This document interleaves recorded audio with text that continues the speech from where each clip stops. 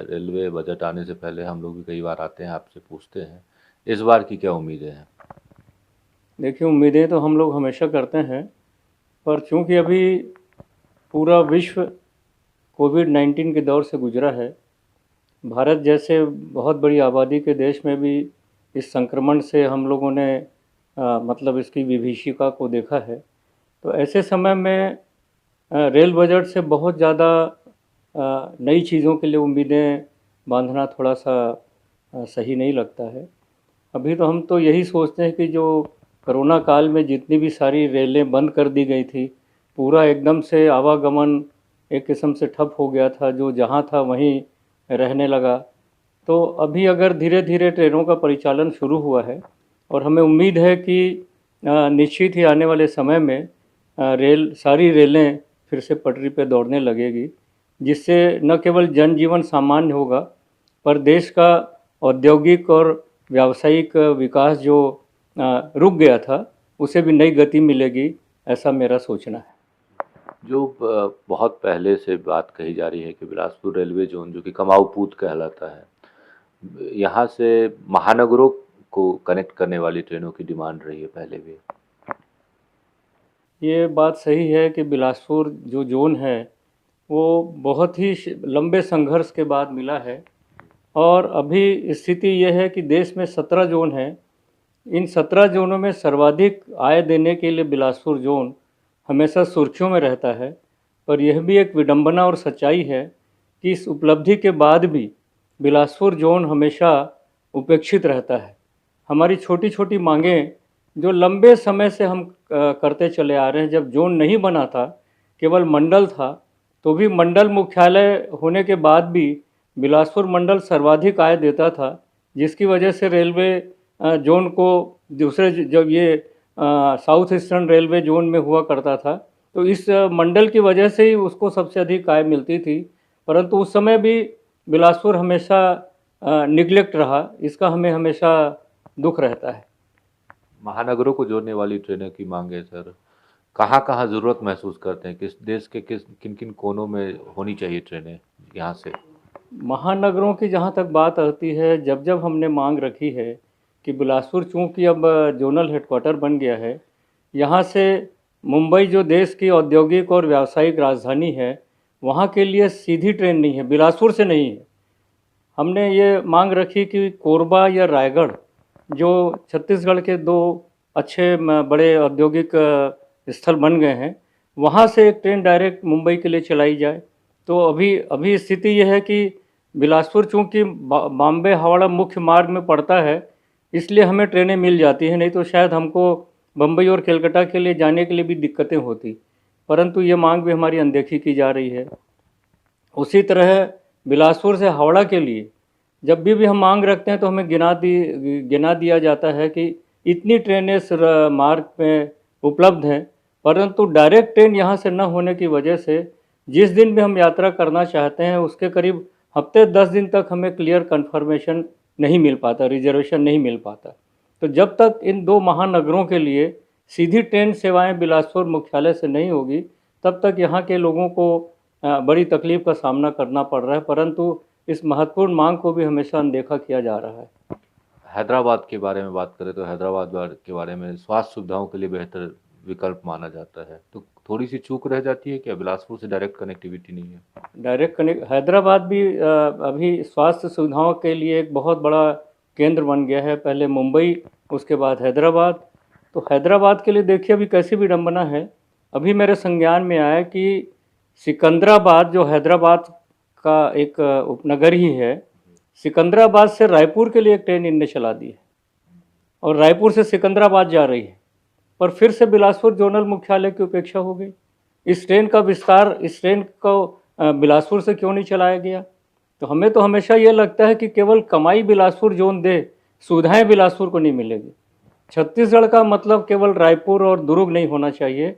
बिलासपुर की हमेशा जो अनदेखी होती है, ये बहुत ही बर्दाश्त के बाहर होते जा रहा है।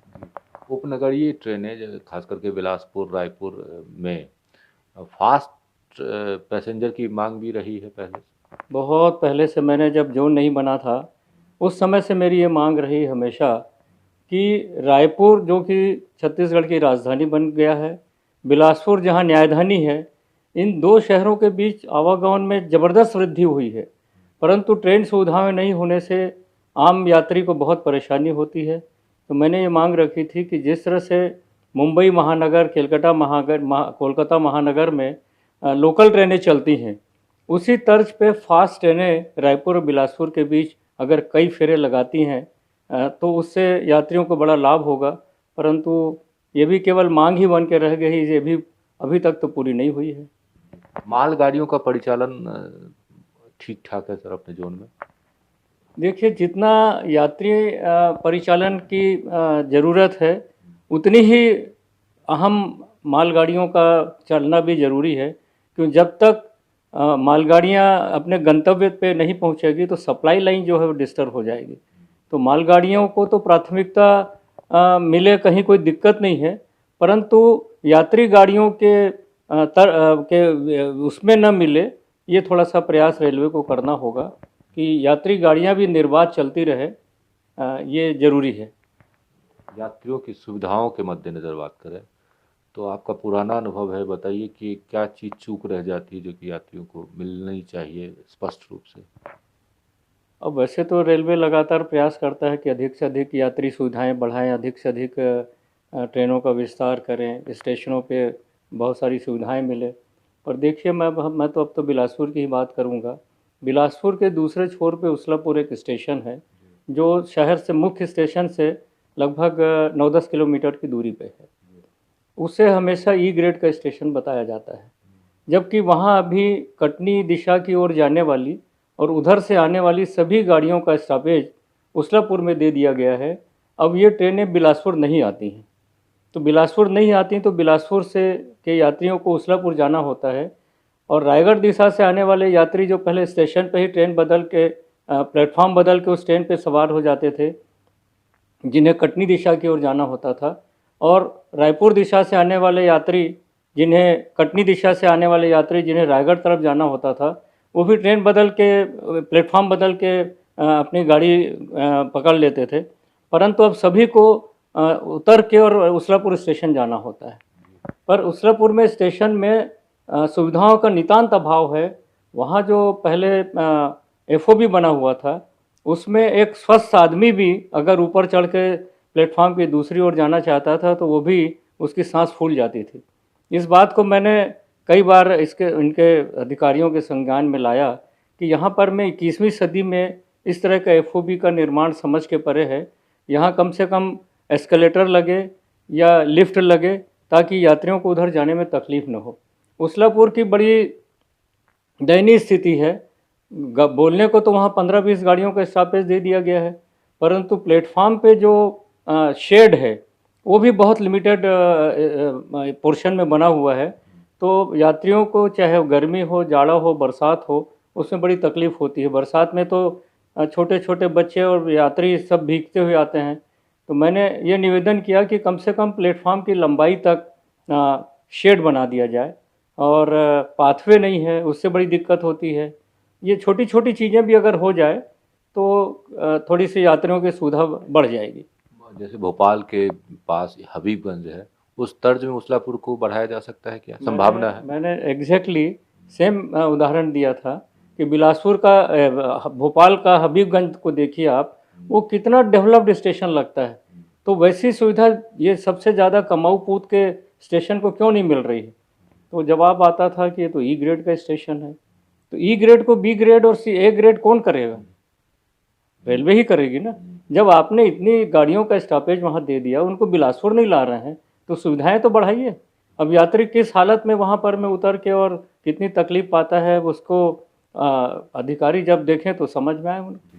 सर, सुरक्षा एक महत्वपूर्ण इशू है, खास करके यात्रियों को लेकर, और स्टेशन परिसर में महिलाएं भी आती हैं, सुरक्षित कई बार नहीं भी रहती हैं, तो उस पे, उस मद्देनज़र कोई बजट का कोई प्रावधान महत्वपूर्ण मानते हैं? सुरक्षा के तो व्यापक इंतजाम समय समय पे हो रहे हैं, ऐसा समाचार। निगरानी बहुत ज़रूरी रहती है, लेकिन अब वो देखिए, बिलासपुर स्टेशन में ही वो स्कैनिंग का वो पूरा बनाया गया है, पर वो भी शायद वर्किंग पोजीशन में नहीं रहता। यात्रियों के सामान को स्कैन करना क्योंकि बिलासपुर एक महत्वपूर्ण स्टेशन हो गया है। पर ये चीज़ें बन तो जाती हैं पर ऑपरेशनल नहीं होती, वो थोड़ा सा उसको देखना चाहिए अधिकारियों को कि सुविधाएं अगर बढ़ी हैं तो वो निरंतर जारी भी रहें।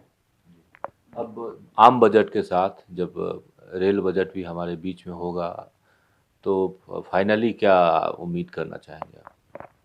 पहले देखिए रेल बजट अलग होता था और आम बजट अलग होता था। जब रेल बजट अलग आता था तो हमें बड़े विस्तार से उसका वो सुनने को मिलता था कि पूरे देश में किस क्षेत्र में क्या क्या उपक्रम नए खोले जा रहे हैं, क्या क्या नई ट्रेनें चलाई जा रही हैं, किस किस मद में कितना बजट एलोकेशन किया गया है नई रेल पटरियों के लिए, नई रेल पटरियों के विस्तार के लिए, नई रेलगाड़ियों के लिए। पर चूँकि अब पिछले 2-3 वर्षों से इसे आम बजट में ही मर्ज कर दिया गया, तो वैसे देखा जाए तो एक भारत सरकार ने बहुत बड़ी बचत की, क्योंकि रेल बजट जब सेपरेट आता था तो उसमें काफ़ी लंबा खर्च होता था, जिसको बचाने का प्रयास किया गया, जो वाकई में प्रशंसनीय है। तो इसलिए अभी रेल बजट जब आएगा तो त्वरित पता नहीं चल पाएगा कि हमारे जोन को या हमारे क्षेत्र को या हमारे छत्तीसगढ़ को क्या मिला और क्या नहीं मिला। मांगे तो हमारी बहुत हैं पुरानी, कई ट्रेनें को विस्तार करने की ज़रूरत है, कई ट्रेनों को नई चलाने की ज़रूरत है। कुछ ऐसे क्षेत्र हैं जहां आदिवासी अंचल, जहां आज तक ट्रेनें नहीं पहुंची हैं,